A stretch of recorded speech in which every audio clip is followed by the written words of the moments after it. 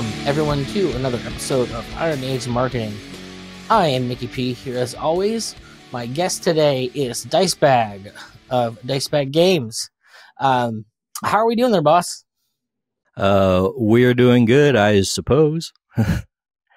Got the day off work, so that's good for me. Oh, nice. Well, when you work for yourself, you have more days off than not if you want them. I'm the only person stopping me from that.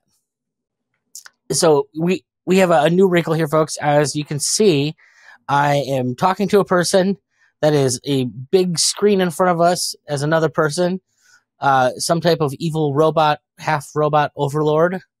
Why don't you tell us about how you got into this whole VTuber world and how that has kind of, I guess let's get the history. How does all that come about? Oh, well, VTubing, I basically just got into it because I liked VTubers and like, hey, I'm an artist. I could make my own.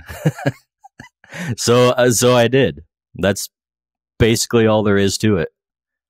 Also, it helps with online anonymity.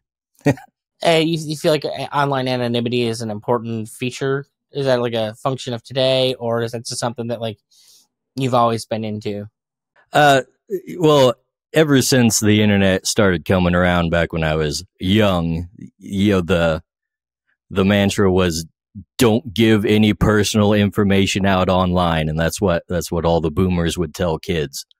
But now it's kind of opposite, where boomers are just giving out their info everywhere. And well, I mean it's kind of funny because, like I said, I'm a millennial, like older millennial, and we absolutely came from where like by the time anybody cared about privacy, there wasn't anything that we hadn't already given away anyways. So it's kind of like, well, I guess too bad, too late.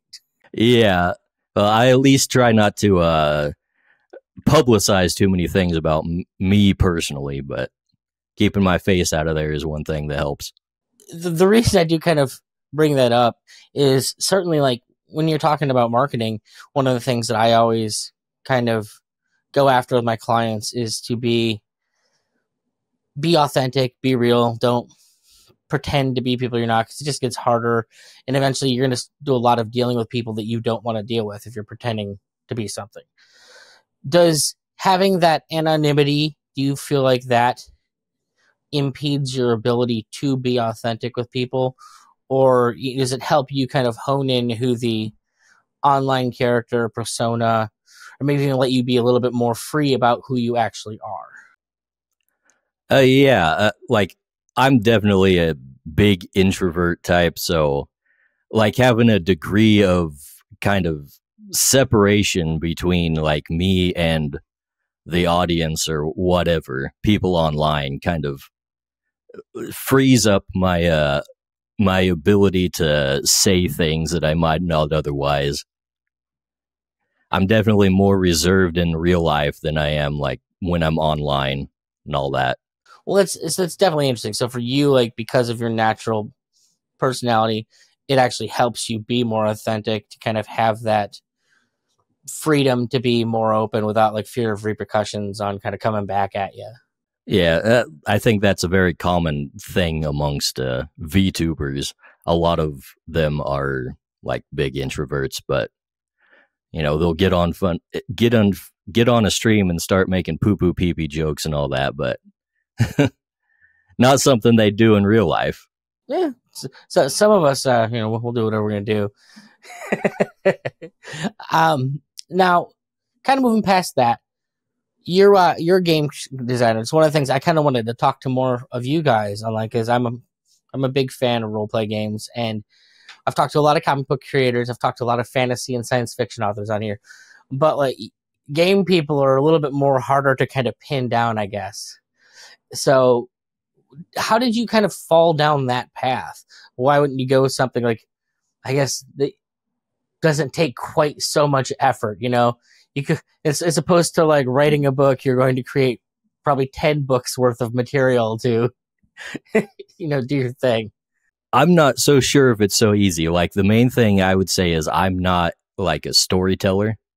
So writing books is like learning an entirely new skill for me. So when it comes to like actual game mechanics, it's practically second nature. I've been like very interested in game design from a mechanical standpoint for a long time.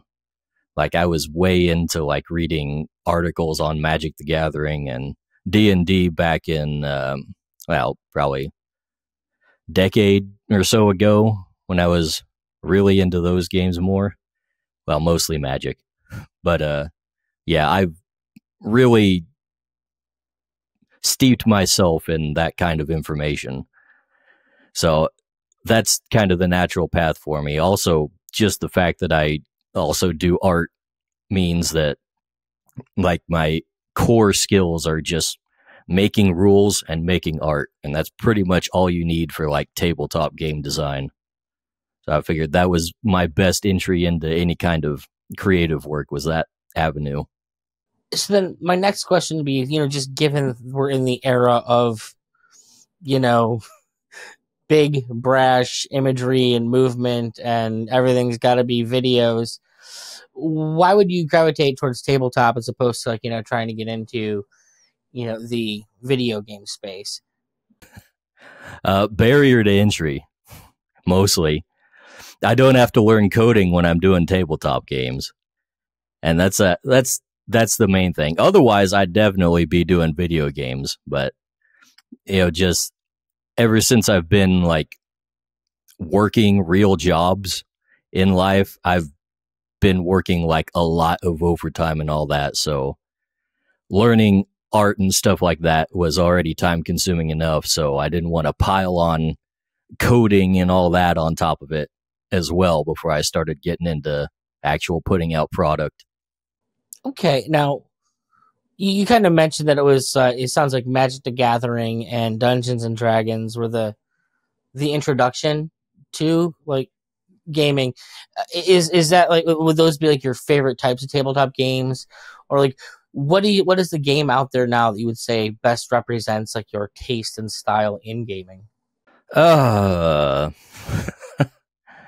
a good question because I haven't been able to play a lot of tabletop games recently. I kind of dropped out of Magic because it went super woke. So I didn't want to keep giving money to that or wasting my time on it. Also, most of the people... If it's any consolation, I got kicked out for politics reasons out of my Dungeons and Dragons World of Darkness group. So I get it. Also, most of the people I played Magic with just either moved away or something. So it's either, get online or just not have anyone to play with and just collect the cards and look at them in my binders. And that's it. But that's about it. Well, my daughter likes to collect the Magic cards to look at them in her binder, but... I sometimes do that for Pokemon cards, but not Magic. Okay. I was I was playing World of Darkness on Roll20 with a bunch of my friends from where I grew up. And then ultimately it was the 2016 election.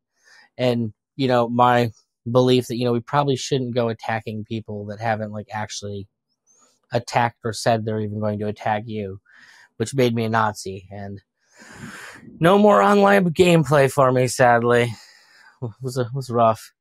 But, obviously it lends to your whole point, like, well, certainly if that's like the expectation you have, given your own personal situation, certainly isn't unrealistic to expect, I should probably hide at least parts of who I am online because this is people's reaction to people, just being a little different.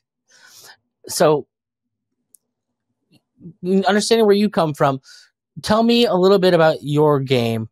Most importantly, how I pronounce it, because I've never actually heard anybody pronounce the game, and I know how I would pronounce it, but I'm not sure how it sounds to you. So, go for it. Everybody's gotten it wrong except one guy.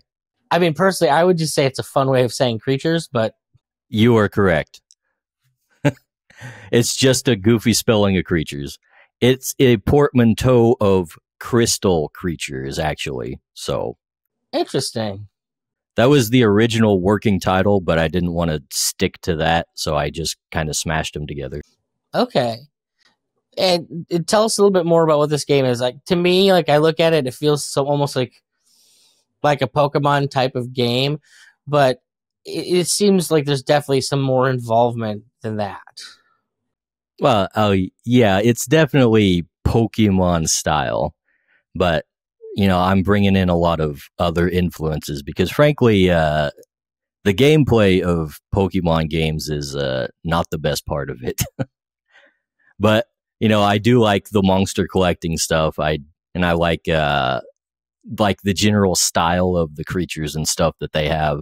So like I'm trying to bring that kind of element and like cram it together into like a D&D type of fantasy world here, and then build a role-playing game around that. And that's basically the entire gist.